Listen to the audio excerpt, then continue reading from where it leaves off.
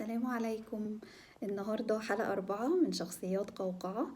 هنتكلم فيها على واحدة من شخصيات الأمهات، وهي الأم البراكتيكال، الأم العملية، الأم اللي بتتنطط طول الوقت وحتى وهي قاعدة في البيت هتلاقيها دايما بتفرك عشان تعمل حاجة، تقوم تخترع حاجة تعملها في المطبخ، توضب الدواليب، تنزل النمليات وتنظفها وترصها تاني، تطلع وصفات بتاعت أي حاجة من على إنترنت وتقعد تشتغل فيها.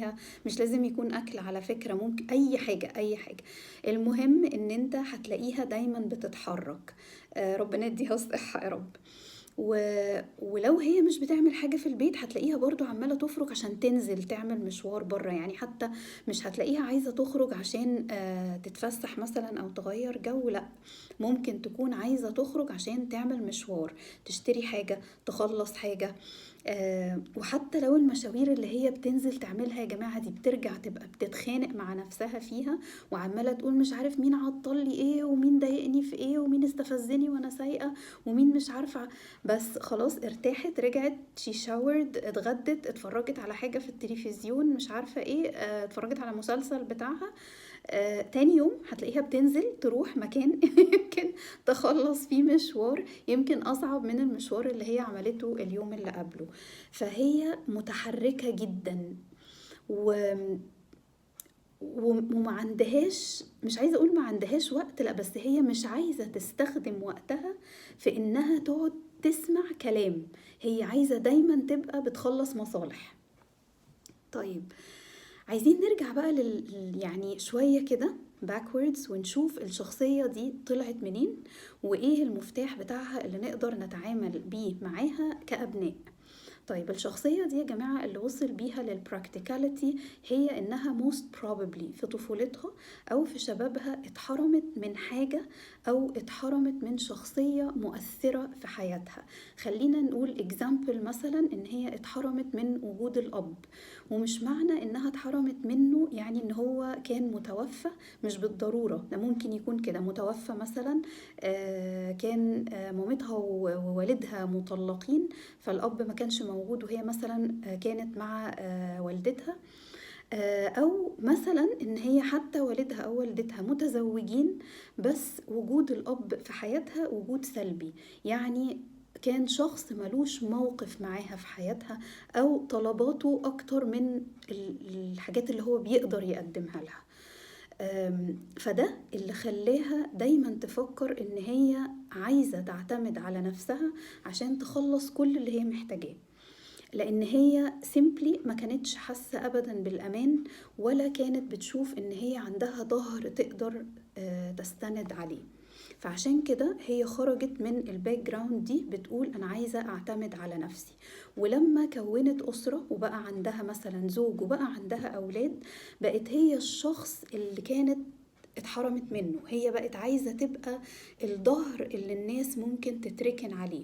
وحتى احنا بنستخدم برضو تعبير كده تاني للشخصية دي يا جماعة، اللي بنسميها الأم الجدعة، اللي هي انت ما تقصدهاش أبدا في أي حاجة وتقولك أنا معرفش أو أنا مقدرش. يعني حتى لو انت طلبت منها حاجة وهي بتسمعك عمالة تفكر اللي هو الحاجة دي مش متوفرة معايا دلوقتي، او مثلا ما عنديش الامكانيات ان انا اخلص الحاجة اللي هو طلبها مني، عمرك ما هتسمعها بتقولك انا مش هعرف اعمل ده.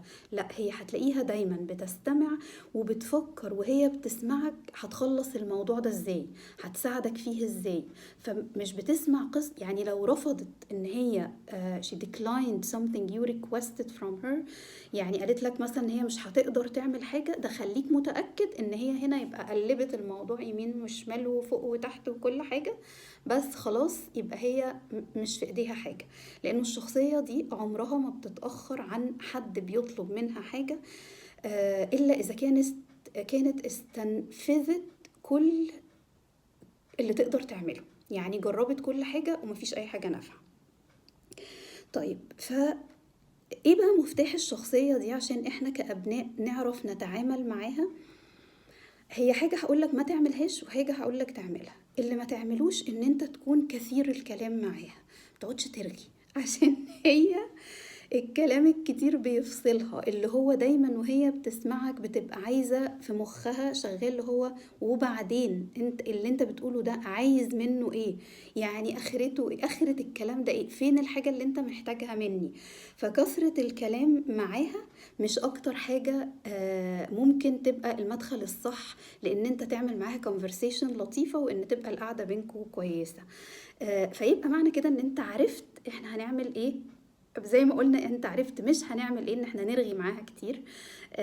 هنعمل إيه بقى، إن إحنا لمّا نيجي نتكلم معاها يكون كلامنا معاها مُحدد، يعني اللي هو أنت عندك حاجة معيّنة مش فاهمها يبقى هتطلب منها تفهمها لك، عندك حاجة معيّنة عايز تعملها مصلحة مثلًا، ورق عايز تخلّصه، حاجة عايز تشتريها، حد مضايقك عايزها تقول لك تتصرّف معاه إزاي، لازم تكون كلامك معاها مُحدد، يعني تحكي لها حدوتة الأركان بتاعة الحدوتة دي محطوطة في points 1، 2، 3 حصل كذا، كذا، كذا، في الآخر حتى ما ينفعش يا جماعة الشخصية دي نعمل معاها conversation اللي هي حصل 1، 2، 3 ونخلّص الموضوع على كده، لأ هتلاقي في علامات استفهام كتيرة أوي حوالينها، اللي هو طيب أنت قُلت حصل 1، 2، 3 then what؟